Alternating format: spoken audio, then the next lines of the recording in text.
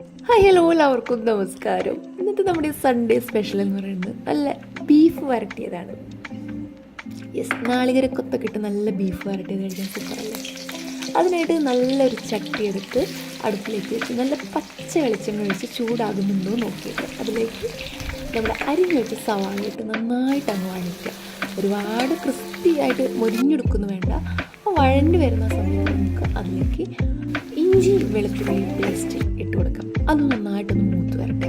ആ ഒരു സമയം കൊണ്ട് നമുക്ക് നമ്മുടെ അമ്മയുടെ അടുക്കളത്തോട്ടത്തിൽ പോയിട്ട് കുറച്ചധികം സാധനങ്ങൾ പറിച്ചെടുക്കണം. ഓക്കെ, അപ്പോൾ അമ്മ വളർത്തി എടുക്കുന്ന കുറച്ച് ചെടികളാണ് ഇവിടെ ഉള്ളത്. അതിൽ നമുക്ക് ആദ്യം തന്നെ നല്ലതുപോലെ കറിവേപ്പില വേണം. കറിവേപ്പില ഒരു മെയിൻ ഘടകമാണ്. അപ്പോൾ അത്യാവശ്യം നല്ലതുപോലെ തളർത്ത് നിൽക്കുന്ന കറിവേപ്പിലയും പച്ചമുളകും ഒക്കെ നമ്മൾ പറിച്ചിട്ടുണ്ട്.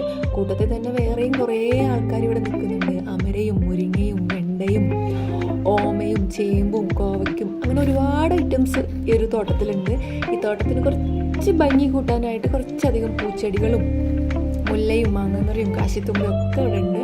അങ്ങനെയല്ല ഓമയും വാഴയും ചേമ്പും ഒക്കെ നിറഞ്ഞു നിൽക്കുന്ന ഒരു ചെറിയൊരു തോട്ടമാണെങ്കിൽ നമ്മൾ ഉപ്പേരിക്കൊക്കെ വെക്കാൻ ഉപയോഗിക്കുന്ന കോവയ്ക്കയും മുരിങ്ങയുടെ ഇലയും ഒക്കെ ഉണ്ട്. അപ്പോൾ ഇഞ്ചി പറിക്കാൻ പോയപ്പോൾ അമ്മ എന്നോട് പറഞ്ഞു പതുക്കെ പറിക്കണം എന്നുള്ളത്. ഓക്കെ, പിന്നെ പതുക്കെ ഇഞ്ചി പോലും അറിയാതെ ഇഞ്ചിനെ മെല്ലെ പറിച്ചെടുത്ത് ബാക്കി വന്നത് അതിൽ തന്നെ കുഴിച്ചിട്ട് മണ്ണൊക്കെ ഇട്ട് മൂടി സെറ്റാക്കിയിട്ട് വന്നു.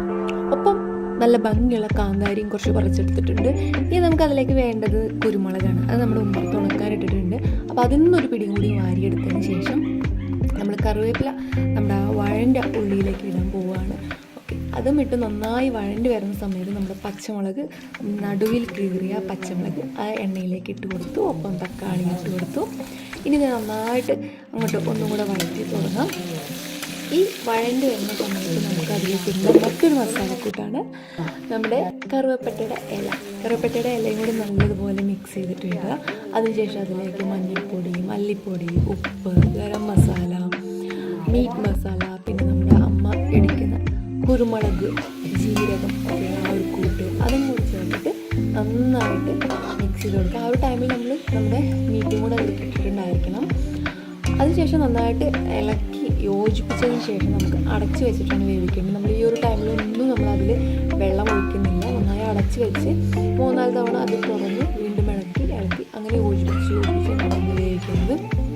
അപ്പോൾ ഒരു 6 തവണയൊക്കെ നമ്മൾ അടച്ച് വെച്ചത് തുറന്ന് ഇളക്കിയൊക്കെ എടുക്കുമ്പോഴേക്കും നമ്മുടെ ഒരു ബീഫ് അത്യാവശ്യം വെന്തിട്ടുണ്ടായിരിക്കും. അപ്പോൾ അതിലേക്ക് നമ്മൾ ഇനി ചേർക്കാൻ പോകുന്നത് നമ്മുടെ സ്വന്തം നാളികേരക്കൊത്താണ്. വളരെ ചെറുതായിട്ട് അരിഞ്ഞിട്ട് അത് അതിലേക്ക് ഇട്ട് കൊടുക്കുക.